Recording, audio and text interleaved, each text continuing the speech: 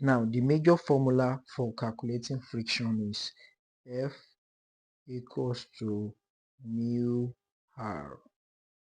Alright, where your F is the force, applied force, your R is the normal reaction, okay, and your mu is the coefficient of friction, limiting friction. Okay, so if you are asked to find the coefficient of limiting friction, you make mu the subject of formula. What do? You just say your mu is equals to F over R, and this F, you'll be given the force. Your R is equal to the weight of the object, and which is equals to mg, because weight is mass times acceleration due to gravity. Okay, so look at it. F equals mu R. Your mu is F over R, and your R is W, which is equals to mg. So let's look at this question. This question says a metal block of mass 5 kg. So the mass of this metal block is 5 kg.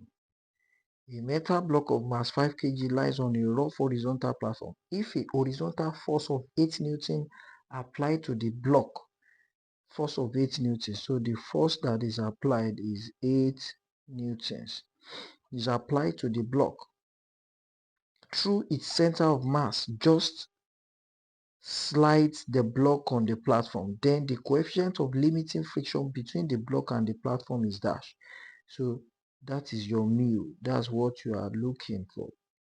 Options A, you have 0.16, 0.63, 0.80, 1.60, 2.00.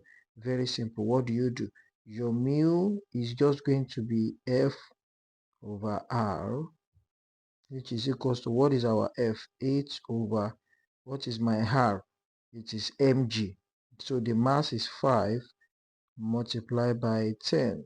Okay, so my mu is going to be 8 over 50. 8 over 50, 8 divided by 50, and then my mu. So if you check 8 divided by 50, that is 4 over 25. Our answer is going to be 0.16, and that is option A. That is the answer to the question. So when we talk about friction, you have the static friction, okay, you have the dynamic or kinetic friction. Static friction is that friction that opposes the movement of a body that is at rest. That body is at rest, so there is a force that is holding it at rest. If you want to push that object, it will be difficult to push it at the beginning. That force that is resisting that push while it's at rest is called static friction. Then when it starts moving, you will see that as I continue to push, it will now be easier to push. Why? Because it has started moving. So while it is moving, the friction that is opposing the motion as it's moving is called, you can call it dynamic friction or kinetic friction. Dynamic means there is now a movement.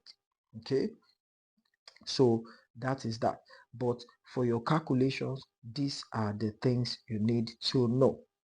I hope that is clear.